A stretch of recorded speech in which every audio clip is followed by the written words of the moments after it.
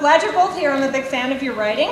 Lovely. I love the Hollow Earth series. Congratulations on the TV. Hollow Earth is, by the way, the children's books that we write together, and we're on our third one. She's working on that at the moment, but I've let her out of the closet to come here. Thank God. Yeah. And, so you're not the only one out. Sorry? So you're not the only one out. No, but she's out as a hetero, so we'll forgive her for that one.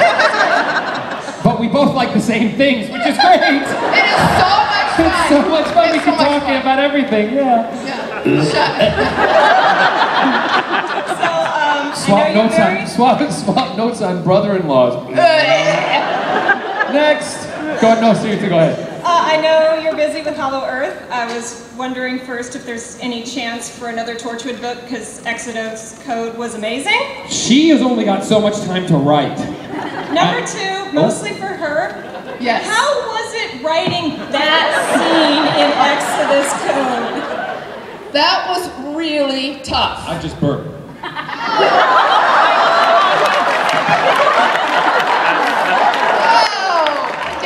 It's a lingering one. Avocado bacon burp. Oh, touch my neck. I hate my neck being touched. Sorry, go ahead, Esther.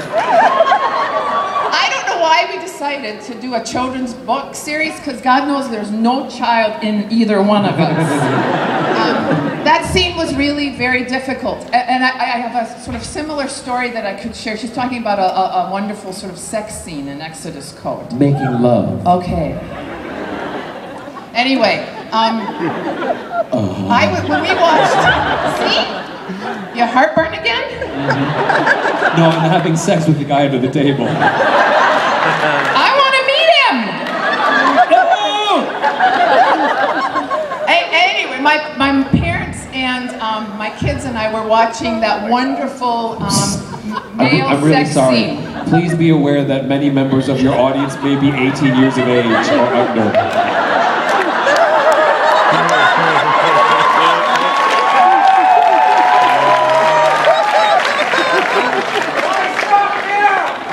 Why stop now? Exactly! All right, so there's a wonderful scene in Miracle Day when John finally gets to have, full-on wonderful sex with another man. My whole family and I we had our ears plugged and our eyes closed, because for some reason that was way too close to reality for us. When he has sex with women in shows, or that wonderful shark movie.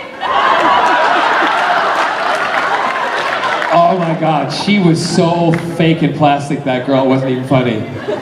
So yes, it was that scene was hard. So yes, it was difficult. And I kept actually, the person I was texting was Scott. I was saying, Scott, I'm writing a sex scene. What would you do? Could you read this again? So that's why I put my finger. Oh yeah! Got it now. You've been discussing sex, our sex life with Scott? Yeah. That is disgusting. Only in a fictional sense. Yeah, right. I'm calling Kevin. That's her husband. All right. Anyway, next. Thank you. Thanks. Hi, Carol and John. Hi. My name is Lynn. Hi, Lynn. Wow. John, my question is for you. When you were in Phoenix, you were talking about how much you admire Gene Kelly. Yeah. Could you tell us what singer, I know Gene Kelly was a singer, but what singer of today or yesterday that you really wanted to do a duet with? Okay, I'm glad you put duet at the end of do.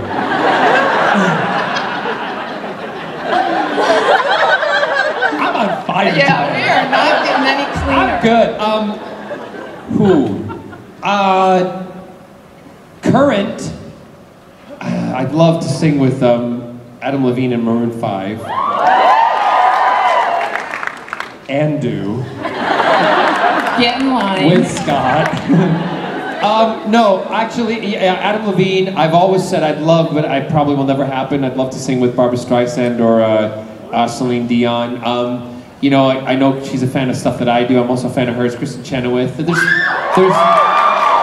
There's loads of people that I have these kind of, I never usually discuss them because, I grew up with Barry Manilow music, right?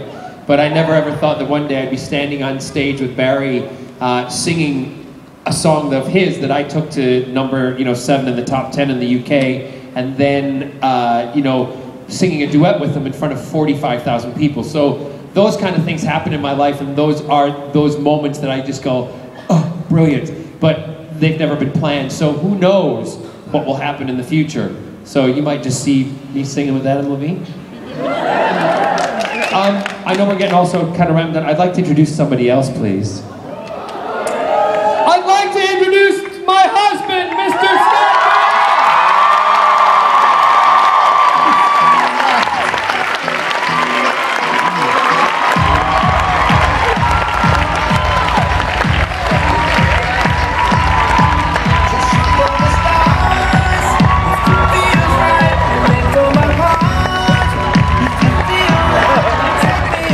Hold on a second. There's a reason why they played the music, Scott. Come with me. I have to tell. No, wait. Hold on a second. The music. I have to tell you a story. This is. No, you're not singing Rhinestone Cowboy. Don't worry. We lived in our house in Palm Springs, and I was driving. I was at the car wash, and the car wash is right next to the gym. And I rang Scott up, and he was at the gym. He was at the gym. And I said, hon, so where are you right now? He said, oh, I'm just leaving the gym. I went, oh, okay, I'll see you at home. Thinking, I'll surprise him, I'll pull out, I'll follow him, honk and go, yeah, wave. What are you gonna do? How am I gonna send it? 20 minutes passed, no car out of the gym. I'm sitting there thinking, where the hell is he? So I ring back and I go, hey, honey, where are you? And he goes, oh, I'm at home. I said, at home? Oh, that's interesting, because you didn't leave the gym, did you? And he went, oh yeah, I did. So I thought, right, I'm going to wait on this one. So the next night he says, I'm going off to the gym. I thought, right, I'm following him. Off I go. Follow him, and I follow the car. He doesn't go to the gym. He goes downtown Palm Springs. Pulls into a parking lot in an alleyway. I'm thinking, what the hell is going on here? What's wrong? What have I done? What haven't I done? Well, there's not much. So and he gets out of the car, and he's like this. Something's really wrong with him. And then I hear music, and I walk up to this window, and I open the door. He's taking ballroom dancing lessons. You all go, but why? We can't figure out why. We cannot figure out why he's taking ballroom dancing lessons. So, play some music and show us some of your steps that you learned. Come on, please.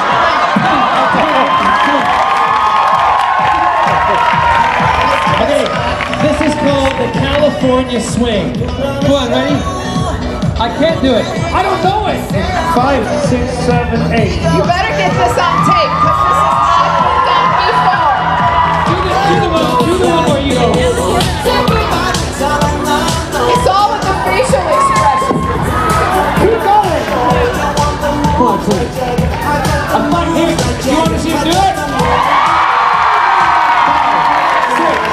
5, 6, 7, 8.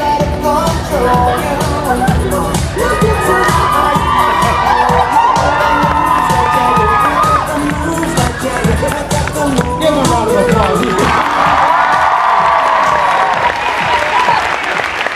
Do you know what the sad thing is? That's $3 worth of dance lessons for that piece of shit down there. And he thinks I'm going through menopause. No, he really did. The one thing that Scott has achieved over the last week, he's halfway there to being a qualified pilot. So, and most of you know that I always wrote about one day. I always wanted to be a pilot when I was a kid. It wasn't the fact that I wanted to be a pilot. I just wanted to do one. I got my own now. So you can ask Scott anything you like if you want. Go ahead, young lady. Thank you. My name is Kate. Is that a steampunk Captain Jack you got there? Yes, it is. Awesome. Kate. So this is for Carol, or the new hubs. All right. I'm looking for a juicy and embarrassing John story. You mean that thinking he was having sex wasn't enough? That was my favorite. Do you have one? Oh, this is an embarrassing one because you all know how much John loves cars, right? And on one of our trips we were hanging out together, John brings me downstairs to the garage in his condo. He lives in Cardiff Bay in what's known as the Doctor Who Towers. Who Towers? The Who Towers. Well, I did live there. We did live there, yeah. And he takes me down to the garage. We go into the garage. He says, "You won't believe what I've got." And he had a DeLorean.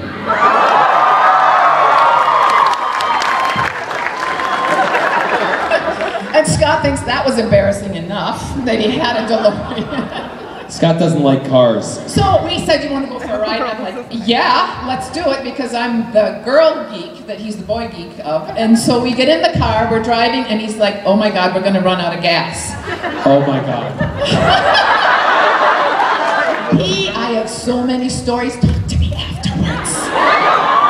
But we're driving, and I did run out of gas. We coast to the gas station, and then he gets out of the car. 30 minutes, yeah. He's going around the car like this. What's going on? He comes back. He says, "Where do you put the gas?" I had to call the guy I bought it from in Northern Ireland. Totally, and I was like, "Where's the gas cap?" And he goes, "What are you talking about, dear? I can't even see Northern Ireland's accent is way stronger than any other Irish accent, I'm telling you." I was lost, and I'm like, "No, dude, just tell me where the gas tank is." And then he kept saying, he said, "You think people are recognizing? People are going by taking pictures." Oh, Captain Jack doesn't know where the gas pump's going like. Do you remember where you actually had to put it? You lifted up the back. The windshield. Remember? No, but it was the vent in the windshield where you lift up and it was right in the front. The stupidest place. I mean, come on. The dude who built it was a cocaine addict. You can figure that out. The car was polished enough to snort off of, but you couldn't put gas in it.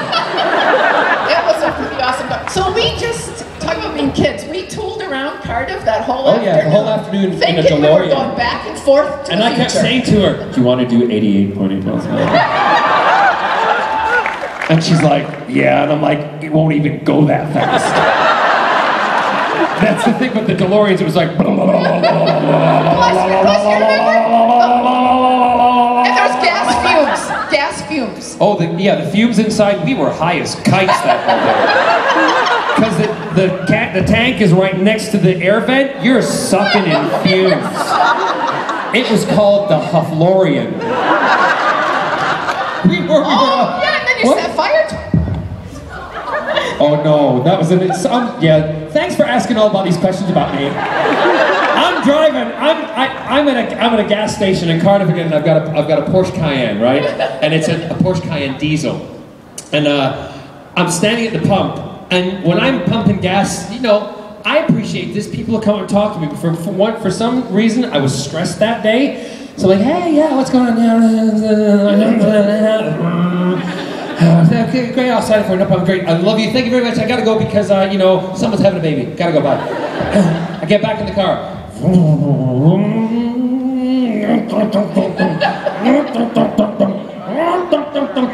I'm right in front of the Porsche dealership and my car dies. And all of a sudden this woman runs out of a storage, she goes, "It's on fire!" So I go, "What?" She goes, "Get out of the car! It's on fire!" But he's right in front of the Porsche dealer, so they're like, "Get the car out of the front!" No, but all of a sudden I look out of the car, there's flames spewing out the bottom of it, and I'm like, "Ah!" I run into the Porsche dealership. They go, "Mr. Barrowman, how are you?"